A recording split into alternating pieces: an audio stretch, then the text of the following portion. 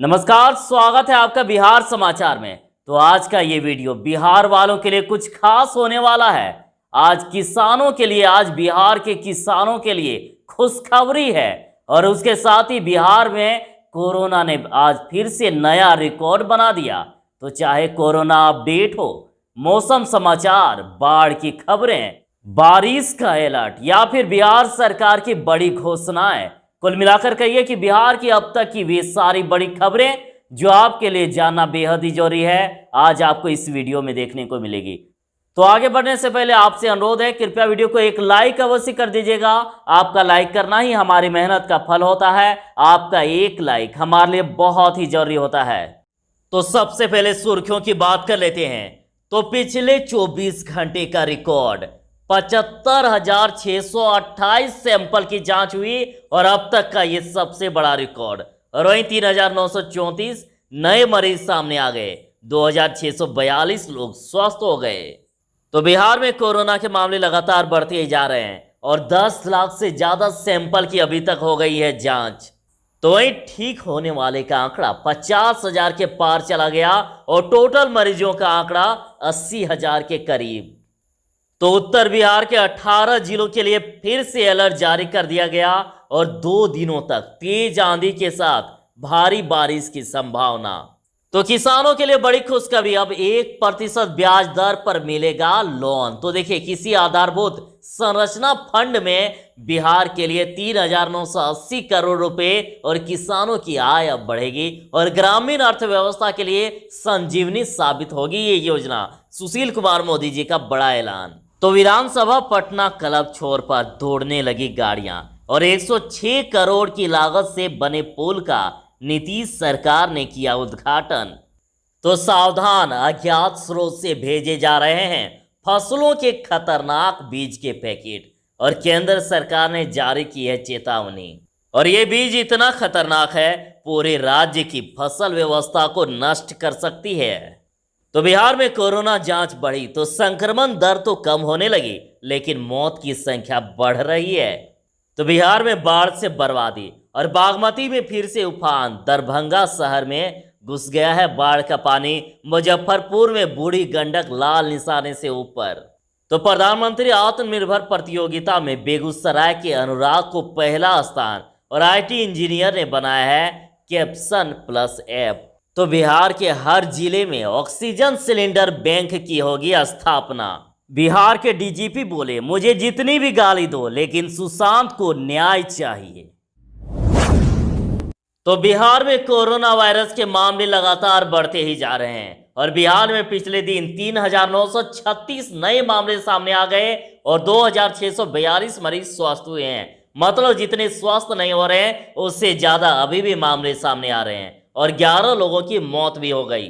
तो बिहार में कोरोना मरीजों की संख्या 80,000 के करीब। तो बिहार में प्रतिदिन सैंपलों की जांच का आंकड़ा बढ़ते ही जा रहा है और एक बार फिर से नया रिकॉर्ड 75,628 पिछले 24 घंटे में सैंपल की जांच की गई और इसके पहले दिन 75,426 सैंपल की जांच हुई थी। और राज्य में कुल संक्रमितों की संख्या बढ़कर 79,720 हो गई है और अब तक कुल 51,315 लोग स्वस्थ हो गए हैं। और आज 14 जिलों में 100 से ज्यादा मामले सामने आ गए।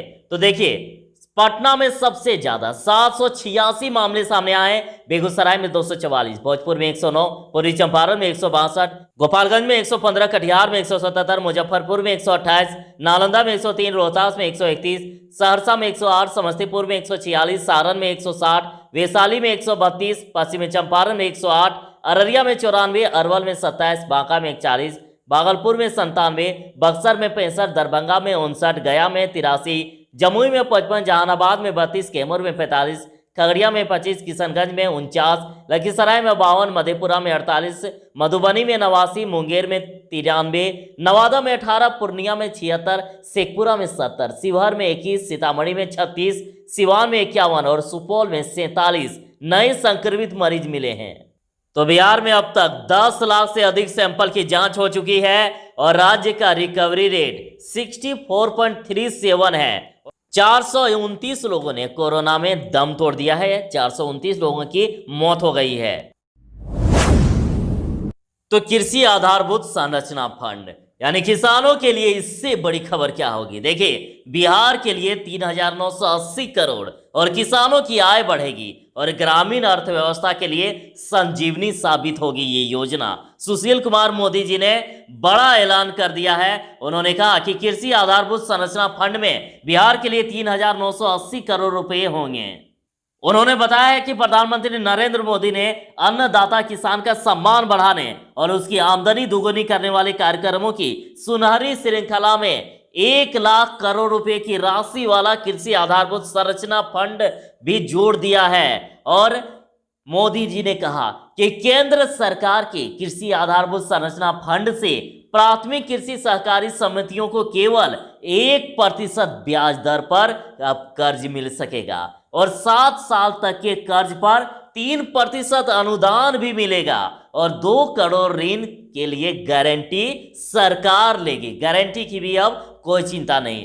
यह कर्ज कृषि उत्पादकों के लिए कोल्ड स्टोरेज, गोदाम, पैक हाउस और मार्केटिंग सुविधा के विकास के लिए दिया जाएगा। भंडारण की सुविधा विकसित होने से किसान अपने उत्पाद औने पोने में नहीं बल्कि अच्छे मूल्य पर बेच सकेंगे। तो जरा सावधान, उत्तर बिहार के 18 जिलों में अलर्ट जारी कर दिया गया फिर से और 2 दिन तक तेज आंधी के साथ भारी बारिश की संभावना है। तो देखिए, जरा ध्यान दीजिए, मौसम विभाग ने उत्तर बिहार में अगले 2 दिनों तक अलर्ट जारी किया है। पटना, गया, बेगूसराय, नालंदा, मुजफ्फरपुर समेत 18 जिलों में तेज आंधी के साथ भारी बारिश का अलर्ट जारी किया गया और जहां बारिश नहीं होगी वहां भी आसमान में बादल छाए रहेंगे। और मौसम विभाग के मुताबिक पूर्वी उत्तर प्रदेश से आने वाली हवाओं की वजह से उत्तर बिहार के जिलों में निम्न हवा के दबाव का क्षेत्र बना हुआ है और इसके अलावा बिहार में चक्रवाती हवाओं का 2 सिस्टम 900 और 1500 मीटर ऊपर सक्रिय है और दोनों लेयर पर हवा की रफ्तार और उसकी दिशा अलग अलग है और इससे बिहार के दक्षिणी हिस्से में भी कुछ जगहों पर बारिश हो सकती है और कुछ स्थानों पर बादल छाए रहने और तेज हवा चलने की उम्मीद है। तो जरा सावधान, अज्ञात स्रोत से भेजे जा रहे हैं फसलों के खतरनाक बीजों के पैकेट और केंद्र सरकार ने जारी की है चेतावनी। तो मानव जीवन को तबाह करने वाले विदेशी वायरस कोविड-19 से अभी उभरे नहीं है कि पीठ पर लात मारने की साजिश शुरू हो गई है। जैव विविधता को नष्ट करने वाले खतरनाक बीज अज्ञात स्रोत से पार्सल के माध्यम से पहुंच रहा है और केंद्र ने इस विदेशी साजिश से सतर्क रहने की सलाह राज्य सरकार के साथ किसानों को दी है और केंद्र ने बिहार कृषि विश्वविद्यालय और बिहार सरकार को भेजे गए पत्र में कहा है कि खतरनाक बीज के माध्यम से बीमारी फैलने की साजिश का शिकार बिहार भी हो सकता है और ये बीज इतना खतरनाक है कि पूरे राज्य की फसल प्रणाली को नष्ट कर सकता है और मानव स्वास्थ्य को भी हानि पहुंचा सकता है। अतः सावधान, इस प्रकार के पैकेट मिले तो जरा उसमें पता देख लीजिएगा और भेजने वाले का नाम जरूरी देख लीजिएगा। जरा सतर्क रहिएगा, अज्ञात बीज के पैकेट को ना खोलें। बिहार में बाढ़ से बर्बादी, बागमती में फिर से उफान, दरभंगा शहर में घुस गया है बाढ़ का पानी, मुजफ्फरपुर में बूढ़ी गंडक लाल निशान के ऊपर। तो उत्तर बिहार में नदियों के जलस्तर में उतार चढ़ाव से बाढ़ कटाव का संकट अब भी कई जिलों में कायम है और रविवार को बागमती का जलस्तर बढ़ने से दरभंगा शहर के आधा दर्जन से अधिक मोहल्ले में बाढ़ का पानी घुस गया। तो वहीं दरभंगा के शहरी क्षेत्र के कई सटे इलाकों में बाढ़ का पानी कई दिनों से फैला हुआ है। तो वहीं पूर्वी चंपारण के केसरिया प्रखंड में अब भी बाढ़ का खतरा बना हुआ है। तो वहीं शहरी क्षेत्र में भी बाढ़ का पानी भरने से लोग दहशत में हैं। तो बिहार में कई गांव को, कई मोहल्ले को खेत खलिहान, घर और यहां तक कि कई सारे ऐसे गांव को बर्बाद करके रख दिया है और खास करके गरीबों को सबसे ज्यादा दिक्कत हो रही है। और जैसे कि बिहार सरकार ने यह ऐलान किया था कि 10 अगस्त को सभी बाढ़ पीड़ितों को 6-6 हजार रुपए की राशि मिल गई है, लेकिन अभी भी बराबर लोग कमेंट कर रहे हैं कि उन्हें अभी तक राशि नहीं मिली। तो बिहार के डीजीपी बोले, मुझे जितनी भी गाली दो लेकिन सुशांत को न्याय चाहिए। तो बॉलीवुड अभिनेता सुशांत सिंह राजपूत के आत्महत्या मामले की जांच पर लगातार उठाए सवाल के बीच शिवसेना सांसद संजय राउत ने पार्टी मुखपत्र सामना में कई आरोप लगाए हैं और जिसके बाद डीजीपी गुप्तेश्वर पांडे जी ने ट्वीट करके ये कहा है कि जीवन भर निष्पक्ष रहकर निष्ठापूर्वक आम जनता की सेवा की है।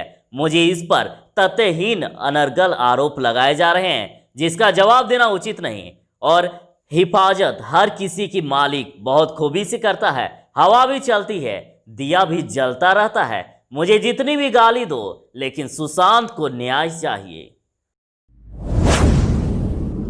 तो पटना वासियों को जाम से मिलेगी मुक्ति और 106 करोड़ की लागत से बना आर ब्लॉक फ्लाईओवर शुरू और सीएम नीतीश ने किया उद्घाटन।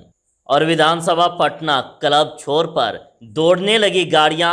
106 करोड़ की लागत से बने पुल का नीतीश सरकार ने उद्घाटन कर दिया है। तो मुख्यमंत्री नीतीश कुमार ने रविवार को आर ब्लॉक फ्लाईओवर का उद्घाटन किया और उद्घाटन के बाद इस फ्लाईओवर पर गाड़ियां चलनी भी शुरू हो गई और इस पुल के बनने से वीरचंद पटेल पथ, आर ब्लॉक चौराहा और विधानसभा की तरफ जाने वाली रोड की यातायात व्यवस्था सुगम हो जाएगी।